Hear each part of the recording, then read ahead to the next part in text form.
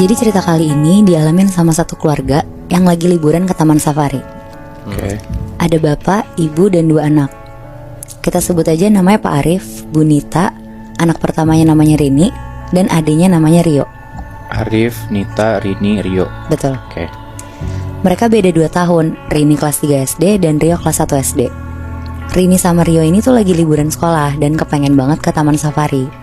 Akhirnya Pak Arif sama Bu Nita nurutin permintaan anak-anaknya. Rencananya mereka sekeluarga bakal ke taman safari hari Jumat dan pulang hari Minggu. Oh, nginep di sana. Iya. Jadi ceritanya Pak Arif sama Bu Nita mau surprisein anak-anaknya buat nginep di karavan taman safari. Kalian pernah nggak nginep atau tahu karavan taman safari? Gue nggak tahu lagi. Gue juga nggak tahu. Nggak tahu ya. Jadi karavan tuh kayak penginapan gitu di dalam taman safari. Letaknya tuh kayak di tengah hutan gitu. Terus kayak bener-bener ngerasain pengalaman tidur di karavan yang bentuknya mobil gitu. Oh, Iya. RV gitu ya? Iya, Oh, kebayang nggak? iya. Kayak di luar negeri yang bis gede gitu nggak sih? Iya, benar. Oke. Terus. Nah, dari sekian banyak penginapan di taman safari, Pak Arif sama Bu Nita tuh sengaja untuk milih nginep di karavan. Karena pengalaman baru juga kan untuk mereka sekeluarga. Ya. Akhirnya berangkatlah mereka berempat ke taman safari hari Jumat pagi. Rini sama Rio tuh seneng banget, dari rumah udah sibuk nanya-nanya. Kayak kita harus bawa wortel ya, dan pertanyaan-pertanyaan lain tentang hewan yang akan mereka lihat nantinya.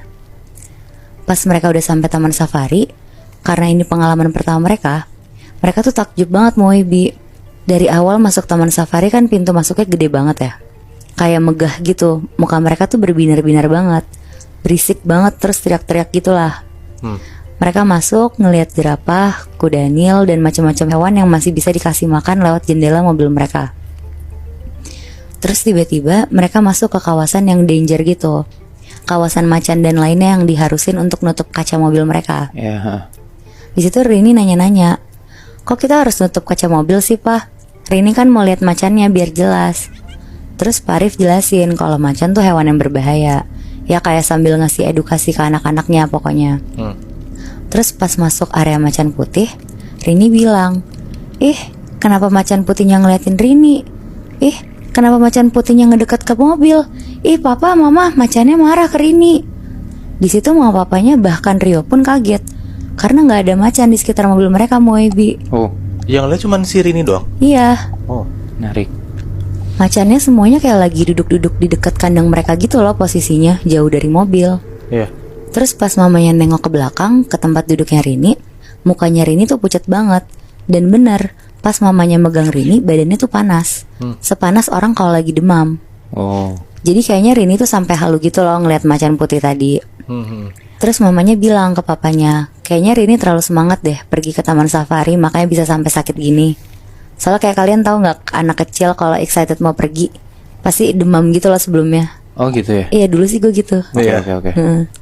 Akhirnya mereka sekeluarga nyelesain lah trek taman safarinya. Mereka jalan terus sampai ke penginapan mereka. Pas sampai di karavannya, itu tuh waktu nunjukin jam 4 sorean lah kira-kira. Bu Nita gendong Rini, terus nidurin Rini di kasurnya. Jadi tuh unik banget Moebi.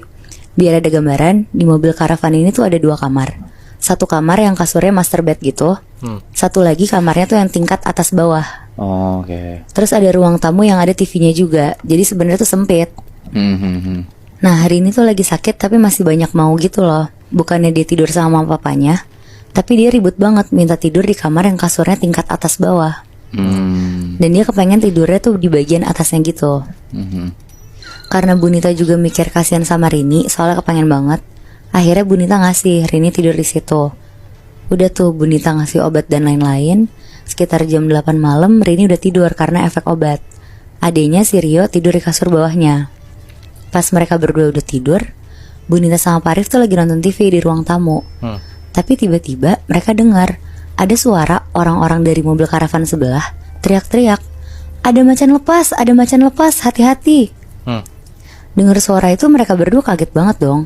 Hal yang pertama dilakuin yang ngecek ke kamar anaknya. Pas dicek, anak-anaknya aman nih, masih pada tidur, bahkan udah pulas. Pak Arif bener-bener ngunci pintu sama mastiin jendela tuh ketutup rapat. Mereka panik banget sebenarnya, tapi mereka juga bisa apa kan selain nunggu matahari terbit. Soalnya posisinya kan di tengah hutan gitu, jadi ya lumayan gelap dan serem juga untuk ngeliat keluar kan. Akhirnya Pak Arif nelfon ke resepsionis untuk mastiin apa benar ada macan lepas. Terus resepsionisnya tuh bilang, "Oh iya Pak, tadi saya juga ditelepon sama karavan sebelah. Ternyata katanya mereka salah lihat." Lega denger info dari resepsionisnya itu, akhirnya Pak Arif sama Bu Nita siap-siap untuk tidur. Pas mereka tidur, Pak Arif kali ini dengar ada suara burung.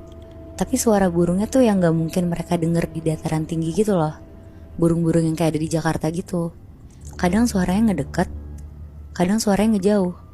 Pas suaranya lagi jauh-jauhnya, tiba-tiba ada suara ketokan tapi di kaca kamar mereka. Kayak tok tok tok tok tok.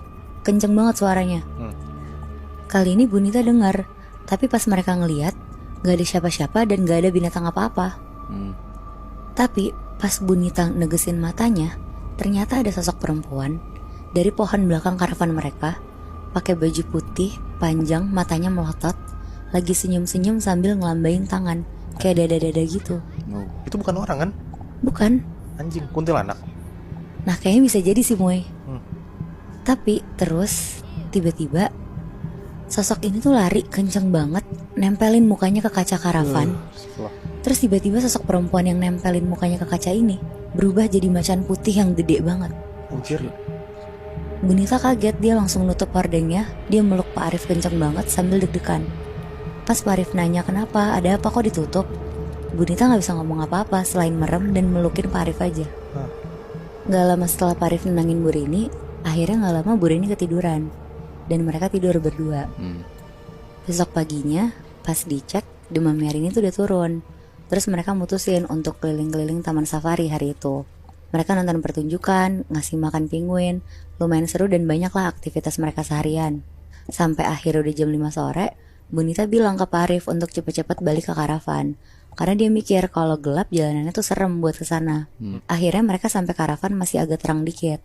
Rini sama Rio mandi, semuanya bersih-bersih. Pas udah ganti baju tidur, tiba-tiba badannya Rini tuh panas lagi. Kayaknya Rini tuh kecapean karena aktivitas yang lumayan banyak kan hari ini. Akhirnya Rini ditidurin mamanya lebih cepet, kayak jam 7 tuh udah naik kasur. Gak lama Rio juga tidur di kasur bawah. Mama papanya juga ikutan masuk kamar lebih cepet tuh malam itu. Pas lagi tidur sekitar jam 10-an, Rio tiba-tiba kebangun. Dia dengar ada suara binatang kayak Rio yang masih kelas 1 SD takut banget kan. Dia manggil-manggil kakaknya, Karini, Karini, tapi gak digubris sama kakaknya. Terus Rio mau ngecek kakaknya dong. Dia naik ke atas tangga kasurnya. Pas tangannya udah nyentuh kasur atas, dia dengar suara yang dia dengar tadi tuh ternyata dari atas. Anjing, oh shit. Tapi pas dia lihat, ya benar kakaknya masih tidur di atas. Tapi yang anehnya, ada ekor warna putih garis-garis hitam keluar dari bagian belakang badannya Rini. Oh shit. Dan pas dia lihat ke tangannya Rini, dia ngeliat kukunya Rini tuh kayak kuku macan yang panjang-panjang gitu. Anjir. Akhirnya Rio tuh jatuh ke bawah, dia teriak, "Mama!" Akhirnya papa sama mamanya tuh datang ke kamarnya. Papanya kaget banget ngelihat yang tidur di kasur ini udah bukan Rini, tapi sosok macan putih. Fuck. Anehnya di situ mamanya Rini tuh nggak kaget sama sekali, Moy, Bi. Dan malah tenang terus nempelin mulutnya ke kuping macan ini. Sambil kayak bacain doa-doa sekaligus bacaan gitulah. Gak lama Rini bangun dan berubah jadi Rini lagi. Pas suaminya nanya, kok bisa? Rini kenapa? Kenapa Rini bisa berubah jadi macan? Di situ mamanya minta maaf karena gak pernah cerita ke papanya. Jadi macan putih ini tuh makhluk yang jagain Rini. Tapi Rini tuh gak tahu sama sekali tentang makhluk yang jagain dia. Yang tahu tuh mamanya, karena sebenarnya macan putih itu adalah makhluk penjaga, turunan dari keluarga mamanya. Sebenarnya Bu Nita udah mulai curiga waktu Rini ngeliat macan yang deketin mobil mereka. Dan mamanya mikir kalau makhluk penjaga Rini itu ngerasa kepancing ngeliat macan putih lainnya. Oh shit. Tapi berarti Nat, penjaganya si Rini ini sosok cewek kuntilanak itu atau macan sih? Jadi itu tuh sosok siluman gitu loh, Moy. Dia tuh bisa berubah jadi cewek, terus bisa juga berubah jadi macan. Tapi kenapa sosok siluman ini nunjukin dirinya jadi cewek kayak seakan-akan nakutin Rini gitu? Soalnya dia kayaknya pengen nunjukin dirinya aja sih, Bi. Soalnya kan si Rini juga gak tahu kan dia dijagain sama sosok itu. Iya bener. Jadi sebenarnya nggak ganggu, Bi. Oh iya. Ada tetangga yang kadang ganggunya kan karena berisik atau karena jorok gitu kan, yang kayak lo gitu. Nah tapi ternyata di daerah Lampung ada satu tetangga yang ternyata mengganggu tetangga-tetangga lainnya karena rumah ini main hal-hal mistis. Dan yang ngalamin kejadian pun juga banyak gitu loh. Tapi salah satu yang mau gue ceritain dari point of view satu keluarga yang namanya Pak Ferdi, kita sebut aja. Pak Ferdi ini tinggal bertiga sama istrinya Bu Rena dan anaknya namanya Adri, sekitar umur 15 tahun lah anaknya. Sampai akhirnya ada tetangga baru yang baru pindah sebelahan sama rumah Pak Ferdi ini. Dan mungkin pindahnya belum nyampe setahun lah. Dan setelah si keluarga itu pindah ke sebelah rumahnya Pak Ferdi, akhirnya keluarga Pak Ferdi pun selama berbulan-bulan diteror sama makhluk halus. Sebut aja nama keluarga yang baru pindahin namanya Pak Toto. Pak Toto ini pindah ke Lampung katanya dari Jawa Timur. Pindah berdua sama istrinya. Jadi satu rumah itu berdua doang. Tapi selama dari awal pindah pun juga Pak Toto sama istrinya gak berbaur lebih nat sama tetangganya. Jadi kayak tertutup banget gitulah. Oke. Bahkan ada di tiap kayak 1 minggu tuh 2 malam gitu, kayak malam-malam tuh rumah si Pak Toto ini gelap. Tapi kayak dari luar tuh ada tipis-tipis kedengeran suara kegiatan apa yang tetangga-tetangga pun gak tahu gitu. Awalnya tetangga-tetangga Pak Toto ini bingung, tapi akhirnya kayak mereka semua cocok aja lah sama Pak Toto karena ya keluarga Pak Toto juga tertutup ini kan. Sampai akhirnya makin kesini makin berasa nih keanehan dari rumah Pak Toto ini, yang akhirnya bikin tetangga-tetangga ini ngerasa terganggu. Tapi yang paling berasa banget terganggunya adalah Pak Ferdi yang tadi gue bilang, karena rumahnya sebelahan banget kan. Dempet ya. Iya, jadi kayak dinding ketemu dinding gitu loh Nat. Jadi kalau misalnya dari rumah Pak Ferdi ditempelin kupingnya gitu ke dinding, itu tuh kayak kedengeran tipis-tipis gitu Bihnat, kayak ada sesuatu atau suara apa dari rumah Pak Toto itu. Nah, singkat cerita, 1 bulanan setelah kepindahan Pak Toto ke daerah ini, beberapa tetangga yang dekat banget sama Pak Toto tuh ngerasa kayak hawa rumah mereka tuh rada kayak beda gitu.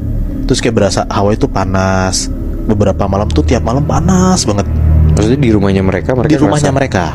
Gitu. Oke. Yang mepet-mepetan sama rumah Pak Toto ya. Awalnya orang-orang ini cuma ngerasa kayak ya udah aja lah, mungkin perasaan mereka doang, apa mungkin emang rada panas hawanya gitu.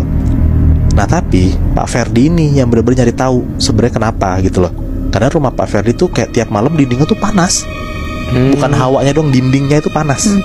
Panasnya tuh kayak anget-anget gitu loh. Dan ada beberapa malam pas di atas tengah malam, Pak Ferdi keluarga tuh kayak suka ngeliat bayangan sekelibet gitu masuk keluar dari dinding rumah mereka. Wow. Nah dindingnya itu yang nempel sama dinding rumah Pak Toto. Menarik. Terus juga saking keponya nih, akhirnya Pak Ferdi tuh sempet nempelin kupingnya tuh ke dinding yang madep ke rumah Pak Toto. Nempelin banget gitu kupingnya. Kalau dari rumah Pak Ferdi itu tuh kamar mandi. Nah kalau misalnya dari rumah yang sana, kayaknya itu tuh kalau nggak kamar atau nggak ruang tengah Pak Toto. Soal tuh kayak kedengeran suara tipis-tipis orang ngomong gitu, walaupun nggak jelas ya suaranya apa. Ditempelin lah kuping Pak Ferdi ini ke dindingnya. Dan ternyata Pak Ferdi tuh denger dari rumah Pak Toto tuh kayak ada suara-suara bisikan nggak jelas gitu Bihnat. Kayak gitulah. Nah makin didengerin dan ditempel sama Pak Ferdi ini kupingnya dia tuh ngerasa dindingnya tuh makin panas dan kecium bau kemenyan. Kayak ya kaget banget lah si Pak Ferdi lagi nempelin kuping ke dinding tiba-tiba panas gitu kan. Akhirnya dari situ Pak Ferdi penasaran banget lah, sebenarnya yang dilakuin Pak Toto tuh selama tinggal di sana tuh ngapain. Nah udahlah, di satu malam, bukan di malam itu ya tapi beberapa minggu atau bulan berikutnya, akhirnya Pak Ferdi tuh nyoba ngintip-ngintip rumah Pak Toto di saat rumah Pak Toto lagi gelap-gelapnya banget. Dan itu tuh sekitar jam 1-an pagi. Walaupun sebenarnya kalau misalkan rumah Pak Toto gelap, bisa jadi ada orangnya kan di situ. Bisa jadi Bi, karena kayak dari luar pun juga kedengeran ada sesuatu gitu, ada suara apa gitu. Ini berani juga Pak Ferdi ya. Ya karena dia ngerasa udah keganggu banget gitu Bi, sama tetangga barunya ini kan. Pas banget jam 1 pagi, dari rumah Pak Toto tuh lagi sunyi banget, nggak ada suara apa-apa. Si Pak Ferdi nyamperin nih, ngetok-ngetok tuh dari luar, dok kayak ngetok-ngetok pagar Pak Toto lah.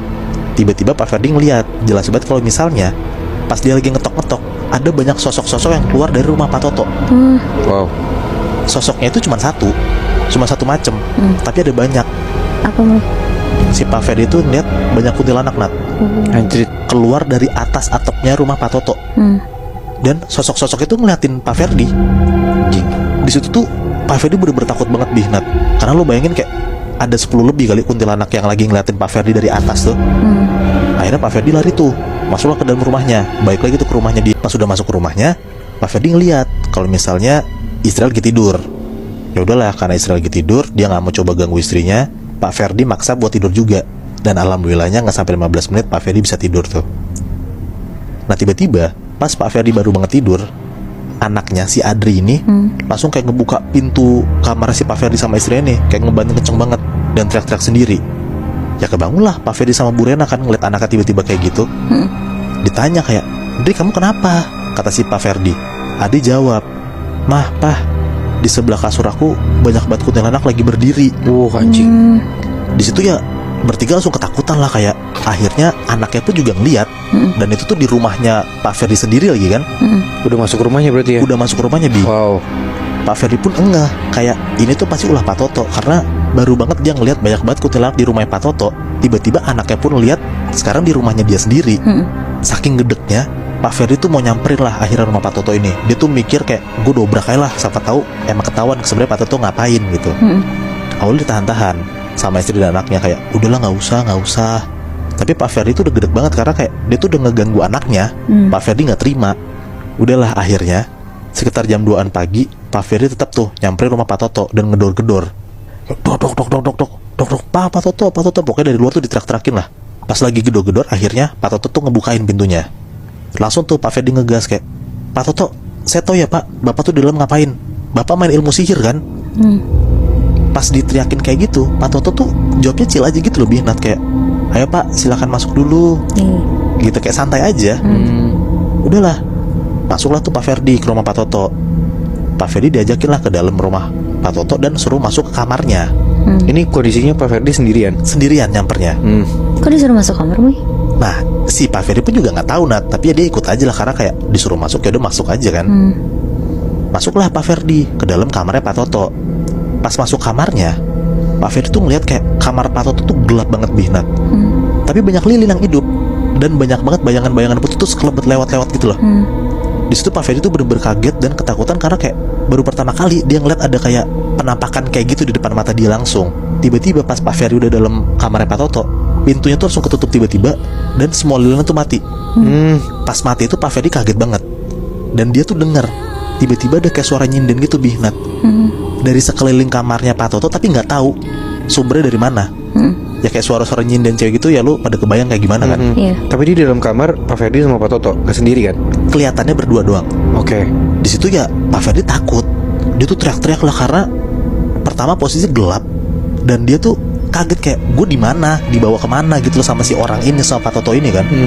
Pas si Pak Ferdi lagi teriak-teriak, tiba-tiba lampu kamar Pak Toto tuh hidup dan Pak Ferdi ngeliat, Nat, di depan Pak Ferdi persis banyak banget kuntilanak merah lagi berdiri melototin Pak Ferdi. Anjing. Di saat lampunya udah hidup gitu loh. Fuck. Dan tiba-tiba istri Pak Toto tuh berdiri depan Pak Ferdi dan ngomong, jangan ganggu keluarga saya. Aduh. Nah di situ ya Pak Ferdi panik banget, takut banget lah. Dia langsung lari tuh, dia langsung balik ke rumahnya. Dia tuh bener-bener kayak udah gak berani lagi ikut campur urusan Pak Toto. Karena kayak dia pertama kalinya mergokin ada tetangga barunya kayak gitu, dan dia nerima sendiri akibatnya gitu loh. Diteror sama makhluk halus ya karena keluarga tetangganya main makhluk halus. Anjir. Tapi kan Boy, kayak gitu kan bisa dilaporin ya? Maksudnya dilaporin ke Satpam, RT, ya gak sih? Mungkin cuman kayak ya gue nggak tahu ya apa yang ada di pikiran Pak Ferdi. Tapi menurut gue kayaknya Pak Ferdi pun juga takut, Nat. Dia juga shock ngelihat kayak tetangga baru kayak gitu, dan mungkin ya Pak Ferdi mau main aman karena takutnya diteror lagi kan. Iya sih. Paham sih gue kondisinya Pak Ferdi ya, maksudnya takut, tapi di sisi lain juga jengkel gara-gara itu kuntilanak udah masuk kamar anaknya gitu loh. Tapi ya emang gimana ya Mu ya, depan mata lu ada kuntilanak merah dan udah ada perkataan jangan ganggu keluarga gue. Itu juga kalau gue jadi Pak Ferdi takut banget sih. Ya dan gue juga yakin dari situ juga Pak Ferdi bener-bener gak mau tahu lagi kan, walaupun udah diteror kayak gitu tuh sama si Pak Toto. Kelanjutannya lu tahu nggak gimana tuh? Sejujurnya kelanjutannya gue nggak tahu, Bi.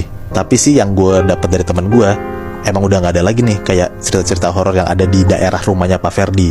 Ada sebuah gedung di kota tua Jakarta. Gedung ini tuh warnanya beda sendiri, suka dipakai buat foto-foto, dan orang-orang tuh udah familiar. Apa?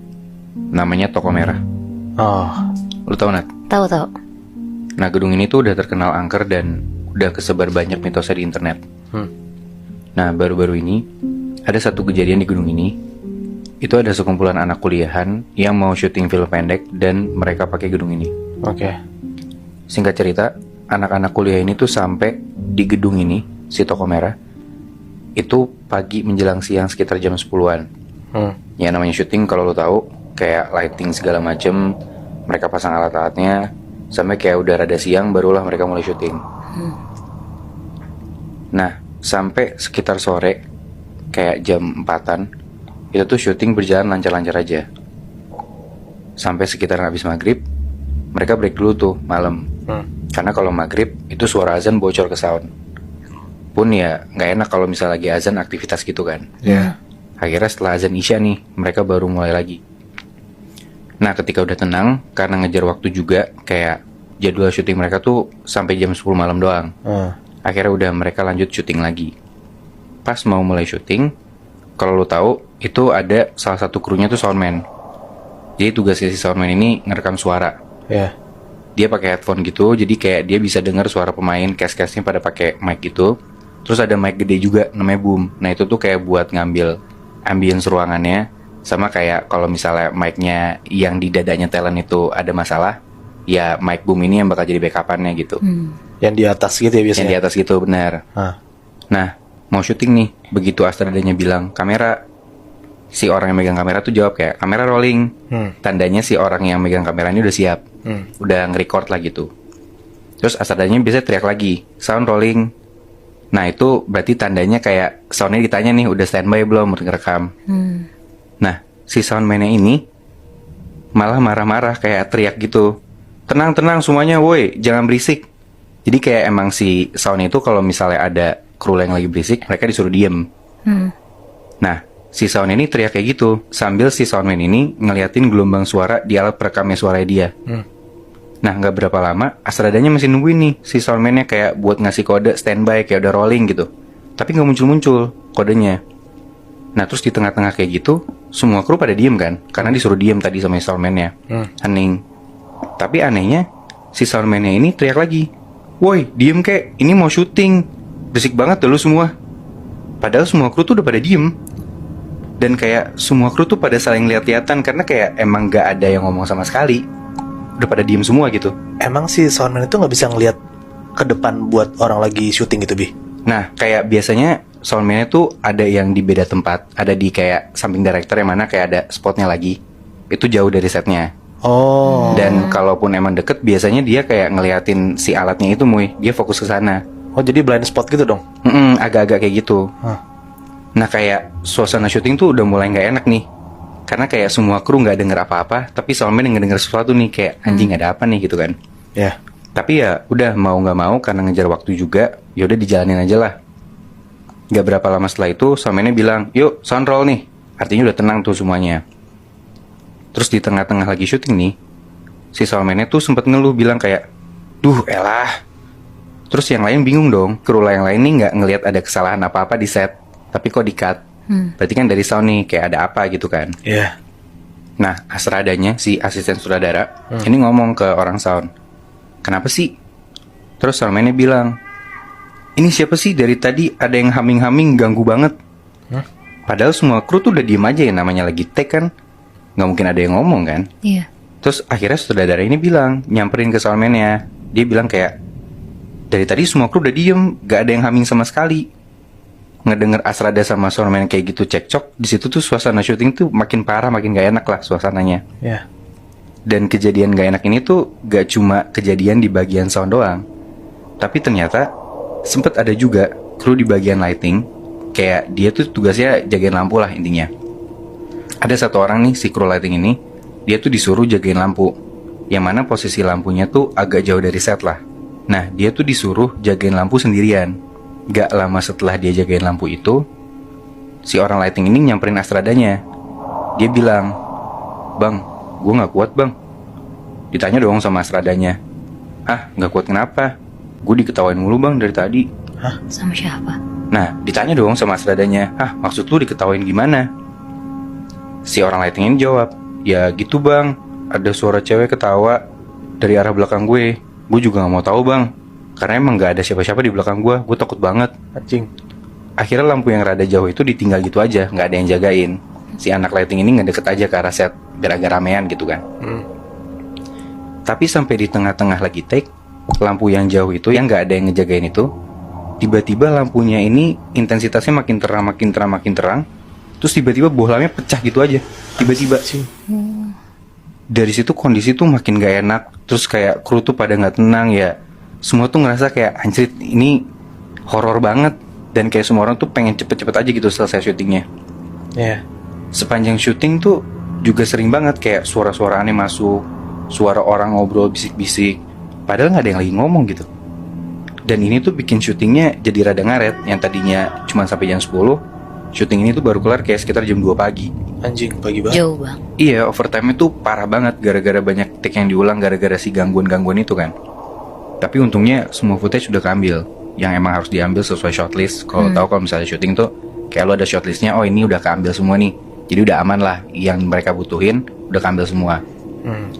Tapi kejadian mistisnya tuh gak berhenti sampai situ aja Muy. Nah, beberapa hari kemudian setelah mereka break, mereka lanjut ke proses editing dong. Editornya tuh ngecekin hasil video syutingan mereka, kayak ngecekin footage-nya itu bareng si sutradara buat di preview. Nah sialnya, dari puluhan footage yang diambil, hampir semua video dan sound tuh ada errornya. Walaupun udah di take berkali-kali sampai bener pas syutingnya dan kayak ya file udah oke gitu kan harusnya. Tapi pas dilihat di preview, kayak ada yang error. Terus soundnya tuh kresek-kresek. Itu tuh hampir semua video. Anjing. Videonya tuh beberapa ada yang tiba-tiba korup, nggak bisa dibuka. Dan ada satu video, itu tuh lagi ngerekam bagian luarnya toko merah. Kayak lu tau gak sih kalau misalnya film-film tuh di awal atau tiap pindah lokasi scene, itu mereka nunjukin dulu nih lokasinya di mana, bentuk Iya, tempat dan suasana kayak gimana, establish shot lah namanya. Nah, lagi ngerekam establish shot kayak gitu. Si establish shot ini karena dari depan kelihatan kan jendela toko merah ini. Iya. Nah di jendela itu kayak ada sesuatu. Terus pas di zoom, itu tuh kelihatan banyak banget telapak tangan nempel di jendelanya. Bekas telapak tangan apa telapaknya? Telapak tangan manusia gitu Nat. Beneran kelihatan telapak tangan, bukan bekas tangan ya. Kayak telapak tangan muncul. Dan itu bener-bener banyak, kayak lebih dari 10 tangan. Itu berarti dari dalam ya. dalam gedung ya? Dari dalam gunung ya. Nggak mungkin kan kayak, ya pasti kalau misal lu syuting, orang-orang dari dalam nggak mungkin bercanda kayak gitu kan. Iya. Dan udah dipastiin juga kru-kru nggak ada yang bercanda kayak gitu loh. Dan gak cuma itu doang. Biasanya bahkan yang lo ambil buat establish shot itu kayak cuma beberapa detik kan. Karena kayak yang tadi gue bilang kayak cuma buat nunjukin suasana doang. Tapi di footage ini tuh sampai 15 menitan. Terus si editornya nanya, "Mas, ini kenapa kok establish shot doang lama banget footage-nya?" Sutradaranya bilang, "Wah, ini camper gue nih kayaknya lupa matiin kamera."